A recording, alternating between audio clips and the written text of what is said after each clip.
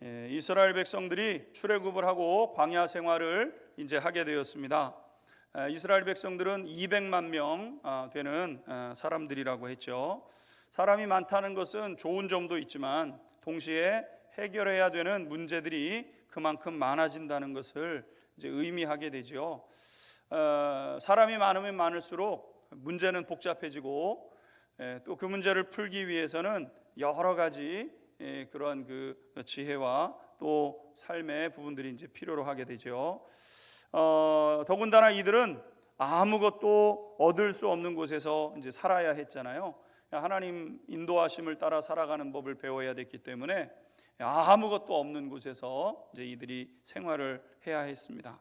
그렇기 때문에 광야 생활은 고된 생활이었고 하나하나 이게 다 일상과는 다른 그런 상황 가운데 있었던 거죠.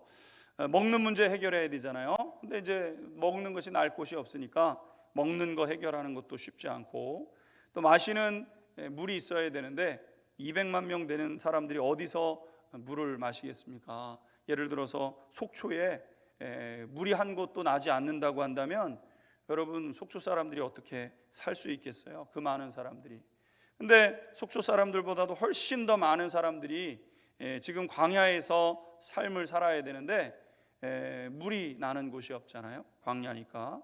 그러니까 물 마시는 문제도 큰 문제고 상수도 문제도 있지만 또 하수도 문제가 있잖아요. 하수도 문제도 처리를 해야 되는데 하수도도 없으니까 일일이 다 그냥 그 자리에서 해결을 해야 되는 것이 이스라엘 백성들의 모습이었던 것이죠. 낮에는 뜨거운 뙤약볕이 있고 밤에는 너무나도 추운 한밤을 견뎌야 되고 외부의 적으로부터 보호를 받아야 되는 등 해결해야 되는 문제가 굉장히 많은 시간들을 이제 광야에서 보내게 되었습니다. 우리가 그냥 책으로 성경으로 그냥 이스라엘 백성들이 광야에서 생활을 했나 보다 그러니까 그렇지 이거를 조금 더 깊이 생각을 해보게 되면 이 일은 보통 문제가 이제 아니었던 것이죠. 그런데 제일 큰 문제는 뭐냐면 그 많은 사람들이 함께 살아가는 문제예요. 많은 사람들이 같이 살아야 됩니다. 그러니까 이게 얼마나 어렵겠어요. 혼자 살면 편하지만 혼자 사는 것이 아니라 많은 사람들이 같이 살아야 되니까 이제 같이 살아가면서 나타나는 이제 문제들이 이제 있게 되는 것이죠. 그래서 이제 오늘 말씀을 보게 되면 이스라엘 백성들이 광야 생활하면서 최소한의 안전을 지켜내고 또 거룩함을 유지하기 위한 하나님의 이제 말씀을 명령을 이제 오늘 본문에서 이제 말씀하게 됩니다. 1절에서부터 4절에 있는 말씀 먼저 읽도록 하겠습니다. 1절에서부터 4절 말씀 같이 읽겠습니다. 시작.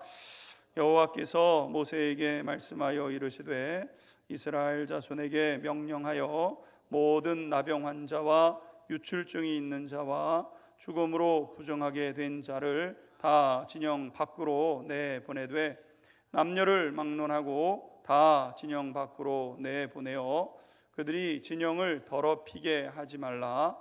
내가 그 진영 가운데에 거하니라 하시매 이스라엘 자손이 그같이 행하여 그들을 진영 밖으로 내보냈으니 곧 여호와께서 모세에게 이르신 대로 이스라엘 자손이 행하였더라. 아멘. 많은 사람들이 함께 지내다 보게 되면 제일 많이 신경 써야 되는 것은 무엇이냐면 모든 사람들의 안전의 문제죠. 모두의 안전의 문제. 안전을 지키는 것은 어렵습니다. 요즘 현대 안전에 대한 비용을 지불하는 것이 굉장히 많아졌잖아요. 요즘 이제 건물을 지면 저희 교회가 지어질 때까지만 해도 스프링클러 이런 거 설치 안 해도 되는데 지난번에 저희가 그 두란노름 지으면서 그 교회에서 증축을 한다 그러니까 스프링클러를 다 설치를 하라 그러더라고요. 곳곳마다 다 수도관을 배설을 해가지고 불이 나게 되면은 이제 그 불이 바로 꺼질 수 있게끔 그런 조치를 취하라고 하는데 시설하는 것도 굉장히 어렵고 또 비용도 많이 들고 이제 그런 겁니다. 물론 안전을 위해서 이제 해야 되는 작업인 것임에 틀림이 없지만 안전을 지켜간다는 것은 비대가의 많은 비용을 지불해야 되는 것이죠. 각 사람들은 각자의 형편과 처지가 다르고 상황이 다 다릅니다. 그 차이에서 오는 불안전이 있고 또 그 불안전 때문에 발생하게 되는 여러 가지 사건과 여러 가지 사고들, 그리고 또 여러 가지 문제점들이 이제 일어나게 된다는 것이죠. 특별히 오늘은 각 개인의 건강 상태에 따라서 나타나는 이제 문제를 이제 말씀하고 있는 것이죠. 우리가 아는 것처럼 우리가 모든 사람들이 다 한 공간에서 지낸다 하더라도 어떤 사람은 건강한 반면에 다른 사람은 이제 질병으로 고생을 하게 되는 경우가 있습니다. 질병으로 고생하는 것 중에는 치료가 가능한 병도 있고 치료가 불가능한 병이 있고, 또 어떤 질병은 전염이 되는 이제 질병도 있기 마련인 것이죠. 모든 사람들이 함께 살아간다 그랬을 때 뭐 혼자 살 때야 나 혼자 아프다가 나 혼자 다 그냥 나으면 되지만, 이 여러 사람이 살아갈 때는 이제 변수들이 이제 생기게 되는데, 치료가 가능한 병이나 불가능한 병 뭐 상관이 없죠. 잘 돌보면 되니까. 그러나 어떤 병은 전염이 되는 그런 이제 질병도 있게 된다는 겁니다. 앞에 여러 가지 이제 상황들은 공동체가 함께 해결해 가야 되는 이제 문제이기 때문에, 누군가 아픈 사람이 있다면 그 사람을 돌보고 같이 회복시켜 가는 것은 공동체의 이제 의무인 것이죠. 우리가 가정에서도 보면 이제 누가 아프면, 아이가 아프면 엄마든 아빠든 이제 밤을 새면서 아이를 지켜보거나, 아니면 안 될 것 같으면 한밤중이라도 이제 데리고 응급실로 이제 가야 되는 것 아니겠습니까? 누가 아프면 당연히 돌보고 또 그를 회복시켜 가야 되는 것은 모든 공동체가 우선적으로 생각해야 되는 이제 문제인 것이죠. 근데 오늘 본문에 보게 되면은 그런 것 말고 전염이 되는 질병에 있어서 상황이 달라지게 된다는 겁니다. 그래서 오늘 본문에 보게 되면은 세 부류의 사람들을 나타내는데, 이 사람들은 진영 바깥으로 내보내야 되는 이 사람들을 이제 말씀하고 있는 것이죠. 전염이 되는 질병은 그 사람을 돌보고 회복시키기 전에 다른 사람들도 전염이 되게 되기 때문에 이것을 이제 막는 것이 우선이 되는 것이었습니다. 하나님은 나병 환자와 유출증이 있는 환자와 죽음을 만져서 부정하게 된 이런 사람들은 일단 바깥으로 내보내져서 격리되어야 된다, 이렇게 이제 말씀하셨던 것이죠. 그래서 2절 말씀을 보게 되면 이스라엘 자손에게 명령하여 모든 나병 환자와 유출증이 있는 자와 죽음으로 부정하게 된 자를 다 진영 밖으로 내보내라, 이렇게 말씀하셨어요. 그러니까 이 세 부류의 사람들은 일단 공동체 바깥으로, 진영 그 바깥으로, 진영에서 멀리 떨어진 곳으로 일단 격리되어져서 이들이 머물러 있어야 되는 것이죠. 이 세 사례 가운데서 첫 번째 나병 환자는, 나병은 의술로 고칠 수 없는 질병이었습니다. 그래서 그거는 그 시대에, 현 시대는 이제 그 치료 기술이 나와서 고칠 수 있지만, 이 모세가 살아가고 있었던, 이스라엘 백성들이 살아가던 그 시대의 나병은 고칠 수 없는 질병이고 전염되는 질병이기 때문에 당연히 밖으로 격리되는 것이죠. 그다음에 이제 두 번째 유출병은, 이제 유출병이라는 것은 이제 말 그대로 유출, 바깥으로 이제 무엇이 흘러나오는 거예요. 그래서 이제 몸 바깥으로 무슨 진물이나 어떤 혈액 이런 것들이 끊어지지 않고 계속 이제 흘러나오는 상태입니다. 이것은 어떤 문제로 인해서 이런 일이 일어나는지를 이게 찾아내기가 이제 일단은 어려워요. 그리고 어떤 심각성을 가지고 있는지 그 상태가 이제 불분명한 겁니다. 이게 전염이 되는 건지 전염이 안 되는 건지 이거를 알 길이 없어요. 일단 유출이 되는 병인데 현상은 나타나는데, 이 현상이 나타나서 다른 사람에게도 감염이 되는지 그렇지 않는지, 이거는 추후에 밝혀내야 되는 이제 문제가 되는 것이죠. 그래서 가능성을 가지고 있는 상태를 의미하는 것이죠. 그리고 마지막으로는 이제 죽음을 만져서 누군가의 죽음 때문에 이제 부정한 상태에 처한 사람입니다.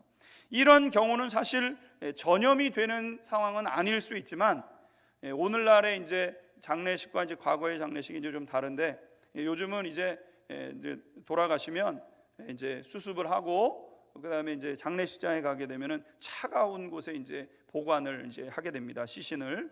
그래서 이제 부패가 일어나지 않지만, 이스라엘 백성들이 살고 있는 지역은 이제 광야 지역이었고, 한낮에는 뭐 40도 이상 뜨겁게 올라가는 이러한 이제 상황이었기 때문에 일단 사람이 죽게 되면 부패가 이제 시작이 되게 됩니다. 장례를 치르기 전에 장례를 치를 사이에 벌써 이제 부패가 일어나기 시작하면서 몸의 곳곳에서부터 부패한 것들이 이제 흘러나오기 시작하게 되는 것이죠. 이거는 굉장히 여러 세균의 감염이 될 수 있는 이런 이제 문제가 되기 때문에 그것을 만지는 것 자체가 어떤 일을 가져올지에 대해서도 예측이 안 되는 거예요. 그러니까 괜찮을 수도 있고 또 그렇지 않을 수도 있고, 또 사람마다 다 상황과 형편이 다르니까요. 건강하게 해서 이제 질병이 와도 그걸 물리칠 수 있는 사람이 있는가 하면 질병이 오게 되면은 그냥 거기에 치명적인 위험을 당하는 이러한 이제 경우들도 있기 때문에 이러한 가능성을 가지고 있는 사람들은 일단 진영 바깥으로 격리시켜서 그들의 상태를 이제 살펴보도록 한 것이 오늘 이제 민수기 5장의 내용이라고 할 수 있는 것이죠. 그러니까 위 세 가지의 사례는 전염성을 갖고 있거나 전염의 위험성을 가지고 있는 사람들을 격리시킴으로 인해서 누구를 보호하고자 하는 거냐면은 공동체 전체를 보호하고자 하는 하나님의 뜻이 이 안에 담겨져 있다는 것을 의미합니다. 오늘 본문의 말씀을 통해서 오늘 이 시대에 우리가 얻어야 될 교훈이 있습니다. 우리는 어떤 사람과 함께하고 어떤 사람들을 격리해서 지켜봐야 되는지에 대해서 생각해 봐야 된다는 것이죠. 교회의 가장 큰 장점은 사랑과 긍휼이 있다는 것이죠. 그래서 이제 교회는 다른 것과는 다르게 다 법으로 하려고 그래도 교회는 그래도 은혜를 이제 먼저 내세워요. 은혜롭게 합시다. 은혜롭게 이렇게 법으로 딱딱딱딱 규정을 짓고 하기에 앞서서 은혜롭게 합시다. 그러니까 그 가늠하다 현장에서 잡혀온 여인 당연히 돌에 맞아 죽어야죠. 현장에서 잡혔으니까. 그러니까 돌을 들어서 쳐 죽이는 게 그건 당연한 거예요. 법으로 보게 되면은. 근데 예수님이 어떻게 하셨냐면은 그거를 법으로 다루지를 않고 기회를 다시 한번 주시죠. 사람들에게 다 죄 없는 사람이 돌로 쳐라. 다 죄가 있거든요. 사람이 다 우리가 법으로 얘기하자 그러면 법에 다 걸리게 돼 있어요. 법에 안 걸릴 사람들이 몇 사람이나 되겠어요. 휴대폰만 뒤져봐도 법에 걸릴 많습니다, 여러분. 그러니까 우리가 이 법으로 하기에 앞서서 이제 은혜를 우리가 이야기하고 은혜를 우리가 생각하게 되는 것이죠. 이제 교회의 강점이 이제 여기에 있는 거예요. 사람을 정죄하기에 앞서서 기회를 주고 다시 회복할 수 있는 그런 일들을 만드는 것이 교회가 해야 되는 일인데, 그러면서도 우리가 이 사랑과 긍휼 때문에 때로는 모두를 위험에 빠뜨리는 경우가 발생될 수 있다는 거예요. 우리가 생각할 때는 가능성만 가지고 있는 사람이라 할지라도 격리를 시킨다는 것은 매우 매정하게 생각이 들 수가 있습니다. 아니 그렇다고 분명한 증거가 있는 것도 아니고 유출병인데 감염이 되는지 안 되는지도 모르는데 유출병이라는 이유만으로도 바깥으로 내보내는 거예요. 주검을 만졌다는 이유만으로도 바깥으로 내보내는 거예요. 만졌다고 해서 그 사람이 무슨 특별한 질병에 옮았다거나 그것이 또 다른 사람에게 전염된다는 그런 것이 있지 않음에도 불구하고 일단 그런 사람들은 격리를 시키고 바깥으로 내보내는 거예요. 그런데 우리가 가만히 생각해 보게 되면은 오히려 그런 사람들까지 감싸 안고 보호해야 될 것 같잖아요. 그러니까 신앙생활하다 보면 어떻게 교회가 이렇게 냉정해?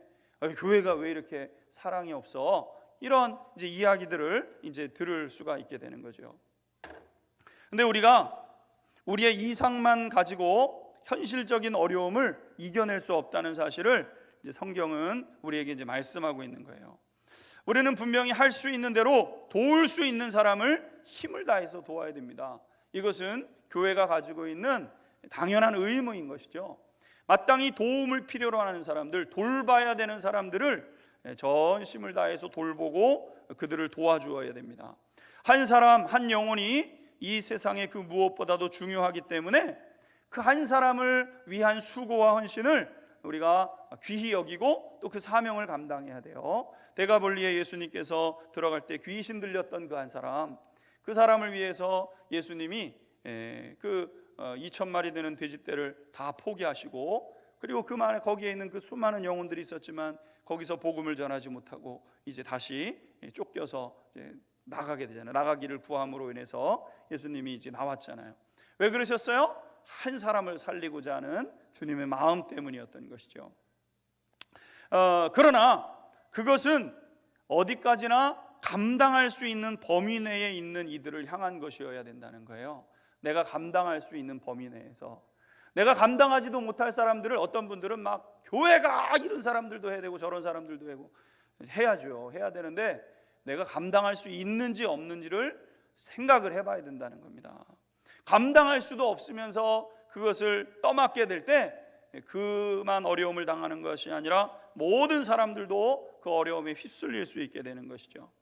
예를 들어서 어떤 사람이 물에 빠져서 살려달라고 소리를 치고 있을 때 마음 같으면 당연히 뛰어들어야죠.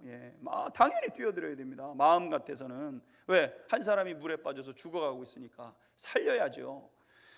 그러나 살리고 싶은 마음과 진짜 살려낼 수 있는 능력은 다른 것이라는 거예요. 내가 살리고 싶은 마음이 있는 거는 인정이 돼요. 그럼 그럴 능력이 있느냐? 이걸 따져봐야 된다는 거죠. 살리고 싶은 마음만 있다고 해서 살려낼 수 있느냐? 그럴 수 없다는 거예요.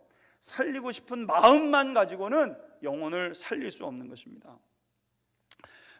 물에 빠진 사람을 살려내려면 먼저 내가 수영에 익숙해야 돼요. 내가 수영을 할 줄 알아야 됩니다. 근데 나는 수영할 줄 모르면서 물에 빠져 있는 사람 살리겠다고 뛰어들으면 다 죽는 거예요. 다 죽는 겁니다.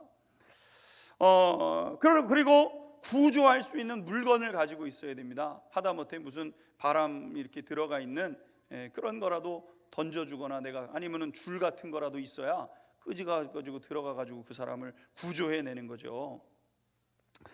더 나아가서는 물에 빠진 사람의 심리를 알아야 어떻게 접근을 할 수 있고 어떻게 구조할 수 있는지를 알아야죠. 그러니까 우리가 종종 얘기를 들으면 아무리 수영을 잘해도 전면으로 이제 물에 빠진 사람을 구하러 들어가면 이게 사람을 끌어안아 가지고 이제 밑으로 빠져서 이제 죽게 되잖아요. 그래서 항상 이제 뭐 이렇게 구조하시는 분들을 보게 되면은 일단 어느 정도 물을 먹어서 힘이 빠져야 되고 물에 빠져 있는 사람이 힘이 빠져 있는 상태에 들어가야지 힘이 팔팔한데 이제 뛰어 들어가면은 굉장히 곤혹을 당한다는 거죠. 또 어떻게 해야 돼요? 뒤로 들어가야 된다는 거예요. 뒤로 이렇게 돌아서라도 뒤로 들어가서 목을 감아줘야지 앞에서 붙잡게 되면은 아무리 수영을 잘하는 사람이라 할지라도 살려낼 재간이 없게 된다는 거예요. 그러니까 어떤 사람을 살려내고 싶다면 수영도 할 줄 알아야 되고 그 다음에 그걸 할 수 있는 어떤 물건을 찾아야 되고 그리고 구조하러 들어갈 때는 어떻게 접근해야 되는지도 알아야 된다는 거죠. 이런 것이 없게 되면은 그를 구조하러 들어갔다가 그도 죽고 나도 죽게 되는 이러한 안타까운 일이 이제 있게 되는 거예요. 살리러 들어갔는데 내가 죽게 되는 그 사람도 죽을 뿐만 아니라 나도 죽게 되는 이것도 저것도 안 되는 이런 일이 있게 되는 거죠. 어떤 경우에는 사람들이 교회가 사랑이 없다고 비난을 합니다. 교회는 언제나 사랑으로 충만해야 돼요. 이런 비난을 받지 않는 교회가 되어야 돼요. 우리 성결재단은 늘 사랑으로 충만한 그런 교회가 될 수 있게 되기를 주님의 이름으로 축원합니다. 할렐루야. 사랑으로 충만하셔야 돼요. 하나님이 사랑이시기 때문에 우리는 다 사랑의 마음을 늘 마음속에 가지고 있어야 돼요. 어떤 분들은 이제 사랑이 너무 현실적이어서 또 사랑이 식어지는 교회가 있는데 사랑이 식어지면은 안 돼요. 그러면 에베소 교회처럼 책망받는 교회가 되는 거예요. 교회는 항상 사랑으로 충만해야 돼요. 사랑으로 충만해야 돼요. 그런데 사랑과 더불어서 능력을 가지고 있어야 돼요. 마음에 사랑만 있고 능력이 없으면 아무것도 안 되는 거예요. 여러분, 사랑만 충만하고 능력이 없다고 한다면 아무것도 아니에요. 우리는 능력을 갖추어야 되는 것이죠. 능력을 갖추기 위해서는 어떻게 해야 되는가? 연단과 훈련을 통해서 준비되어야 된다는 거예요. 연단과 훈련이 굉장히 중요한 거예요, 신앙에. 왜냐하면 연단과 이렇게 훈련되어져야 다른 누군가를 살릴 수 있는 사람이 되는 것이기 때문에.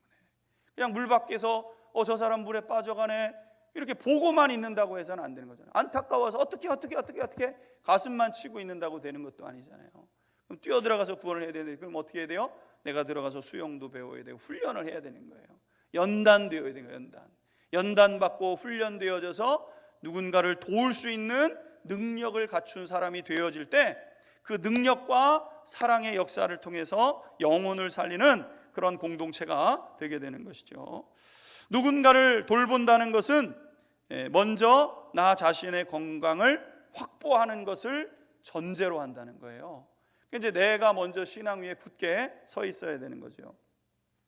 내 영혼이 주체할 수 없고 나 한 사람도 든든히 믿음 위에 서 있지 못하면서 누군가를 조언하거나 누군가를 돕겠다고 하는 것은 어리석은 일이에요. 그러니까 이제 조언도 잘못해가지고 더 사람을 어려운 궁지로 몰고 가는 경우들도 생겨나게 되는 것 아니겠습니까? 그러니까 부지런히 배워야 돼요. 부지런히 배워야 돼요. 교회는 배우는 일에 힘써야 되는 거죠. 그래서 사도 바울은 영적인 아들 디모데에게, 디모데후서가 마지막 편지예요. 사도 바울이 디모데후서를 이제 디모데에게 편지를 보내고 나서 이제 참수로 로마에서 이제 죽게 되는데, 이 사도 바울에게 마지막 편지를 보내면서 사도 바울이 무엇을 당부하냐면은 너는 배우고 확실한 일에 거하라, 이렇게 당부를 하게 됩니다. 너는 배우고 확실한 일에 거해야 돼. 그러니까 배우는 일에 힘써야 돼요. 부지런히 배워야 됩니다. 하나님의 말씀을 배워야 되고 진리의 말씀을 붙잡고, 그 다음에 확실한 일 안에 거해야 돼. 내가 확실하고 믿고 분명하게 따르는 것이 무엇인지를 분별해가는 지혜가 있어야 되는 거예요. 만약 우리가 확실한 복음 위에 서지 못한다고 하면 땅을 치면서 후회할 날이 올 수 있는 거예요. 살려내지를 못하거든요. 구역 식구들 살리고 싶어도 살려내지를 못하는 거예요. 뻔히 죽어가는 거 뻔히 보면서 어이구 어떻게 가슴만 치고 있는 거예요. 그러면 안 되잖아요. 여러분, 오늘 내가 살려야 될 그 영혼을 어떻게 살려야 될지 훈련하고 연단해야 되죠. 배워야 되죠. 확실한 일에 거해야 되죠.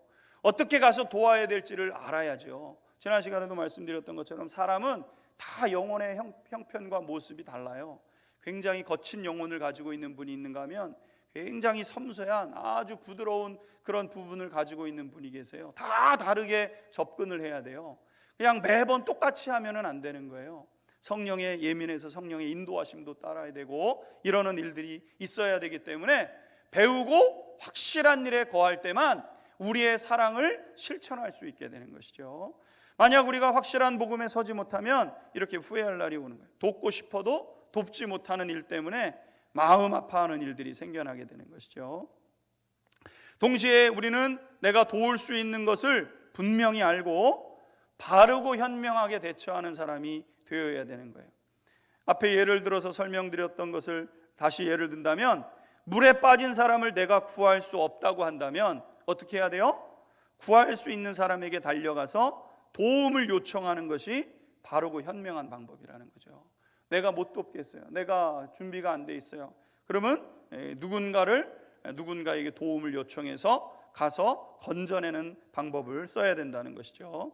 그냥 땅만 치고 있으면 안 돼요. 어떡하지 이러고 있으면 안 돼요. 그럴 때 사람 살리라고 소리도 쳐야 되고, 도울 수 있는 사람을 찾아가서 도와달라 그래야 되고, 전화 걸어서 119를 불러서 전화도 걸고 주변에 있는 사람들에게 외치기도 하고, 뛰쳐가가지고 뭐 도움이 될 만한 줄이라도 찾아서 갖다가 던져야지. 어떻게 그러면 이제 한 영혼 죽는 거예요. 한 영혼 물에 빠져서 그 영혼 건질 수 없게 되는 거예요. 그러니까 우리는 내가 어떻게 해야 될지를 깨닫고 믿음으로 행하여서 영혼을 살리는 역사가 있게 돼야 되는 것이죠. 한 영혼 한 영혼마다 살려내는 성도님들, 살려내는 교회가 될 수 있게 되기를 주님의 이름으로 축원합니다. 그러니까 잘 이거를 판단하셔야 돼요. 잘 판단하셔야 돼요. 오늘 두 번째 한 가지만 더 살펴보게 되면은 죄의 문제를 반드시 해결하라, 이렇게 말씀하셨어요. 그래서 오늘 말씀은 특별히 이제 돈에 대한, 죄에 대한 문제를 말씀하고 있죠. 5절에서부터 8절에 있는 말씀 같이 읽겠습니다. 5절에서부터 8절 같이 읽겠습니다. 시작. 여호와께서 모세에게 말씀하여 이르시되 이스라엘 자손에게 이르라. 남자와 여자나 사람들이 범하는 죄를 범하여 여호와께 거역함으로 죄를 지으면 그 지은 죄를 자복하고 그 죄값을 온전히 갚되 5분의 1을 더하여 그가 죄를 지었던 그 사람에게 돌려줄 것이요, 만일 죄값을 받을 만한 친척이 없으면 그 죄값을 여호와께 드려 제사장에게 돌릴 것이니 이는 그를 위하여 속죄할 속죄의 순양과 함께 돌릴 것이니라. 아멘. 우리가 생활을 하다 보면 다른 사람에게 이제 피해를 주는 경우가 있게 되죠. 의도하는 죄도 있고 의도하지 않은 죄도 있고, 다른 사람에게 피해를 주는 때가 이제 생기게 되는 거예요. 아무리 의도하지 않은 죄라 할지라도 그것 역시 죄가 되기 때문에 이 문제에 있어서도 죄 사함을 받아야 된다는 거예요. 죄 사함. 죄 사함이라는 건 이제 우리의 죄가 우리를 짓누르고 있는데, 이 죄가 우리를 짓누르는 것에서부터 우리가 그 죄를 해결함으로 인해서 이 죄에서부터 벗어나서 자유를 얻는 거예요. 자유. 죄에서 자유를 얻게 하면 우리가 이렇게 찬양하는 것처럼 우리가 이 죄를 지게 되면은 죄가 우리의 심령을 누르게 돼 있어요. 이 죄 사함을 받지 않으면 이 죄가 어떤 경우에 어떤 모습으로 이제 나타나게 돼 있는 거예요. 죄가 저주가 되는데, 이것이 이제 우리의 삶을 더 곤혹스럽게 만드는 이유가 되는 거예요. 그래서 죄는 감추어 둘 수가 없는 것이 죄의 문제라는 거죠. 지난번에 뉴스를 보니까 어떤 사람이 철도청에다가 편지와 함께 이제 수십수만 원의 돈을 이제 보낸 게 뉴스에 이제 한번 나온 적이 있어요. 왜 이 사람이 철도청에다가 이걸 보냈는가? 그 편지의 내용을 읽어보니까 이 사람이 젊은 시절에 이제 서울로 지역의 지방에 사는데 서울에 이제 올라와서 서울에서 뭔가를 이제 해보고 싶은데, 옛날에는 이제 돈이 없으니까 부모님이 밀어주는 것도 아니고 서울로 올라오긴 올라와야 되는데 돈이 없어서 기차를 몰래 타고 왔다는 거예요. 몰래. 근데 몰래 타고 왔는데 십수년이 지나는 동안에, 수십 년이 지나는 동안에 그 마음이 풀려지지를 않더라는 거예요. 내가 그때 그랬었지 자꾸 마음에 눌림이 있었다는 거예요.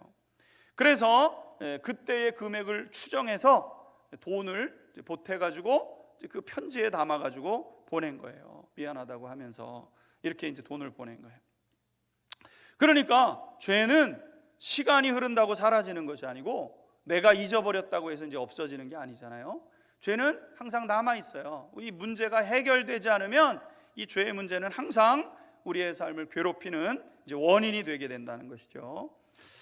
그래서 이 죄는 반드시 고백되고 배상함으로 용서함을 받아 자유함을 얻을 수 있다는 거예요. 오늘 이제 본문의 말씀에 보게 되면은 6절의 말씀을 보게 되면은 이스라엘 자손에게 이르라, 남자나 여자나 사람들이 범하는 죄를 범하여 여호와께 거역함으로 죄를 지으면 그 지은 죄를 자복하고 그 죄값을 온전히 갚되 5분의 1을 더하여 그가 죄를 지었던 그 사람에게 돌려줄 것이라. 이렇게 이제 말씀하고 있어요. 6절과 7절의 말씀이죠. 이 죄는 이 오늘 본문의 말씀에 보게 되면은 죄 해결 방법을 우리 가운데 이제 말씀하는데, 죄값은 온전히 갚아야 되는 것이고 죄값을 갚을 때는 5분의 1을 더하여서 갚아야 된다는 거예요. 5분의 1을 더하여서. 그러니까 이제 우리가 오늘 본문의 말씀을 통해서 먼저 배우게 되는 것은 무엇이냐면은 죄 용서는 막연한 것이 아니라는 거예요. 막연한 것. 죄 용서 받으면 좋은데 이렇게 해가지고 죄 용서가 받는 것도 아니고, 내가 잘못했어, 아이고 그때 잘못했었네, 이런다고 죄의 문제가 해결되는 것도 아니라는 거죠. 죄의 용서는 굉장히 구체적이어야 되고 실질적이어야 된다는 거예요. 구체적으로 그 사람에게 직접 가서 그리고 5분의 1을 더해서 그 사람에게 돌려주고 용서를 구하고 용서를 받을 때 거기서 죄 사함의 역사가 나타나게 된다는 거예요. 특별히 5분의 1을 더하여 줌으로 인해서 합당한 변상이 있어야 된다는 거죠. 변상을 해야 된다는 거예요. 근데 여기서 하나님은 한 가지 더 중요한 것을 말씀하셨습니다. 그것은 무엇이냐면은 만약에 죄값을 받을 만한 가족이나 친척이 없을 경우에도 그것을 그렇게 해야 된다는 거예요. 그래서 오늘 본문에 보게 되면은 8절 다시 한번 읽어보겠습니다. 8절 읽겠습니다. 시작. 만일 죄값을 받을 만한 친척이 없으면 그 죄값을 여호와께 드려 제사장에게로 돌릴 것이니 이는 그를 위하여 속죄할 속죄의 순양과 함께 돌릴 것이니라. 아멘. 그러니까 갚고 싶어도 그 사람이 어디에 사는지 모를 때, 그러니까 마음에 늘 짐이 있는 거예요.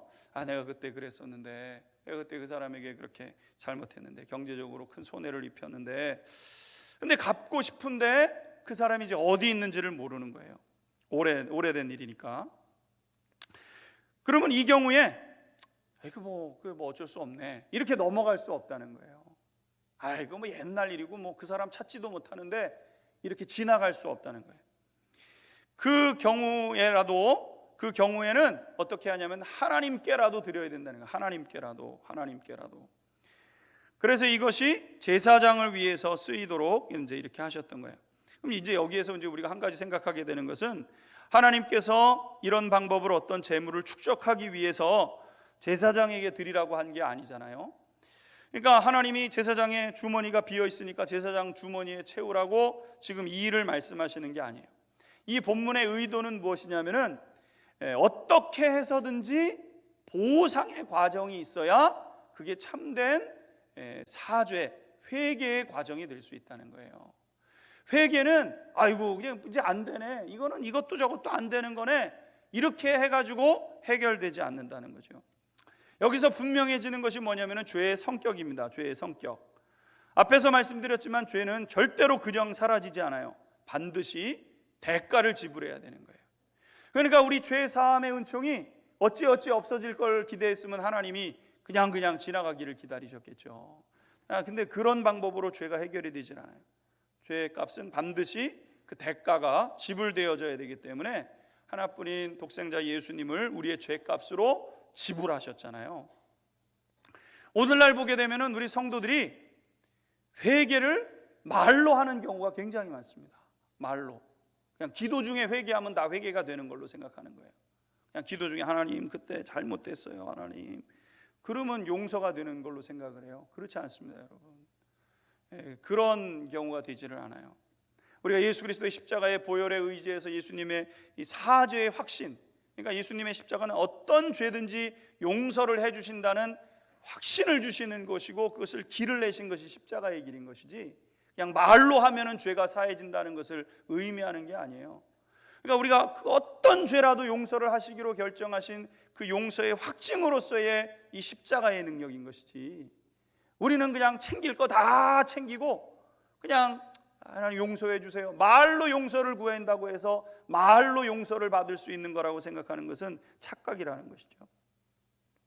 회개에는 합당한 열매가 있어야 된다는 거예요. 예수님도 마태복음 3장에 보면은 예수님께서 이 땅에 오셔서 사람들에게 회개를 촉구하시면서 회개에 합당한 열매를 맺으라고 했어요. 회개에 합당한 열매. 말로만, 입으로만 그냥 입만 살아가지고, 그래서 천국 가면은 그 입만 동동, 입만 있다 그래요. 입만. 그래서 그렇대요. 근데 나중에는 또 발이 떠 있대요. 발이. 왜 그러냐니까 이 예수 믿는 사람들이 물에 빠져도 이 물고기랑 얘기하느라고 발만 뜬대잖아요. 그러니까 다 입으로만 신앙생활 하려고 하는 것들이 그리스도인들의 삶의 잘못된 모습이라는 거예요. 여러분, 왜 우리가 말로만 예수를 믿습니까? 예수님은 직신이 나무에 달려서 살을 찢으시고 자신의 피를 흘리셔서 대속의 제물이 되셔서 우리에게 그 귀한 생명을 주셨는데, 우리는 회개한다고 하면서요 다 말로만 해요. 말로만, 그냥 입으로만. 어떤 분들은 눈물 조금 흘리고. 여러분, 말로 하고 눈물 조금 흘리면 회개가 되는 건가요? 그렇지 않다는 거예요. 회개에 합당한 열매, 대가를 지불해야 된다는 거예요. 회개에 합당한 대가를. 여러분, 사람이 병들고 망하게 되는 것은 밖에 있는 것이 아니라 내 속에 있는 거예요. 내 속에. 나를 죽이는 것은 바깥에 가난하고 먹을 것이 없는 게 나를 죽이는 게 아니에요. 나를 죽이는 것은 병 들어가지고 내가 아파가지고 그게 나를 죽이는 게 아니에요. 진짜 죽이는 것은 내 속에 있잖아요. 내 속에 죄가 나를 죽게 만드는 거예요. 우리의 심령에 내 삶을 망가뜨리고 내 이 심령이 병들어서 내 삶이 망가지게 되는 거예요. 여러분, 우리의 영혼이 자유를 얻지 못하면 늘 짓눌려 지내게 되고, 심령이 병들게 되고, 생각이 병들게 되고, 자연히 생활 속에서 생각하지 못한 장애들이 생겨나게 되고, 괴로움을 당하다가 그 죄 때문에 죽는 거라 그랬어요. 죄 때문에.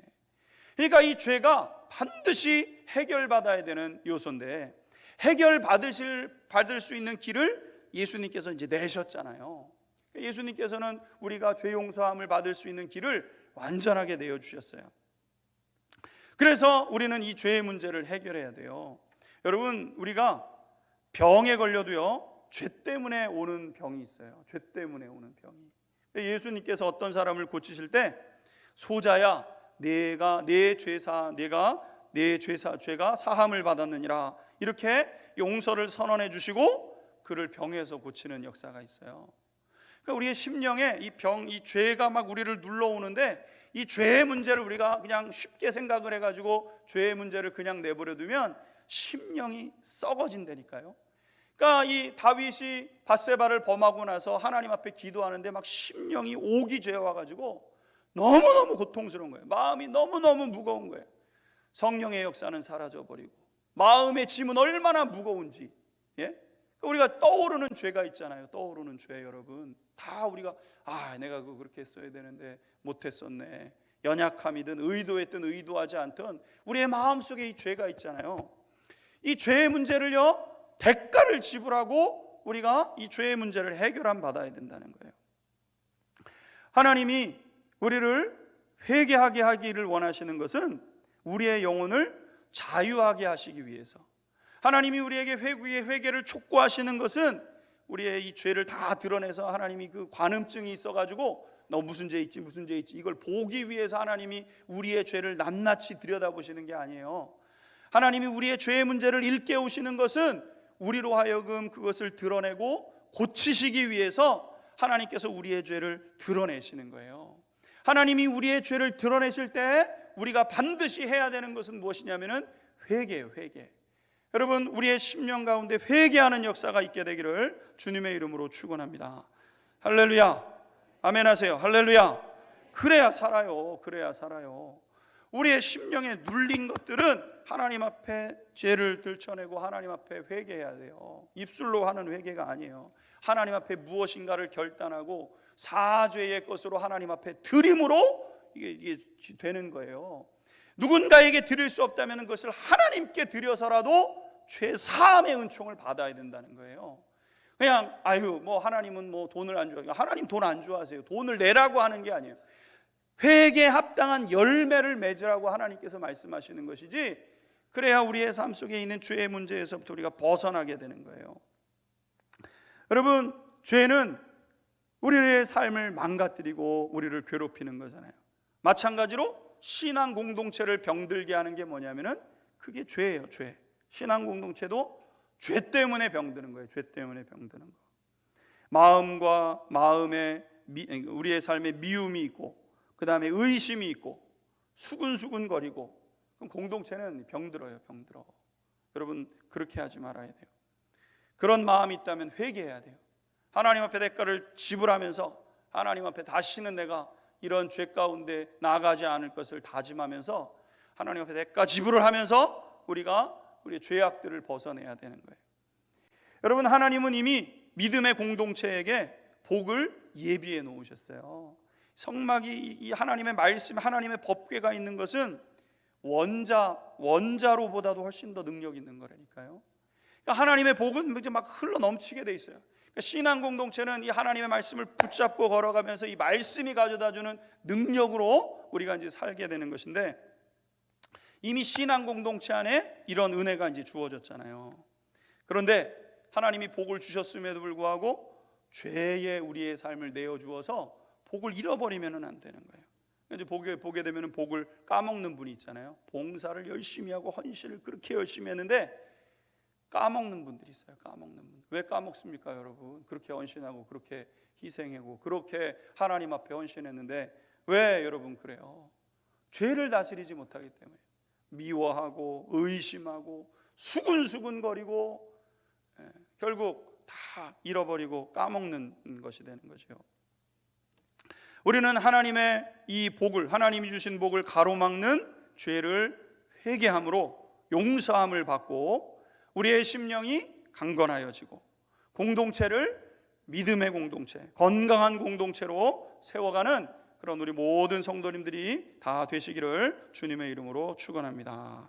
같이 기도하겠습니다.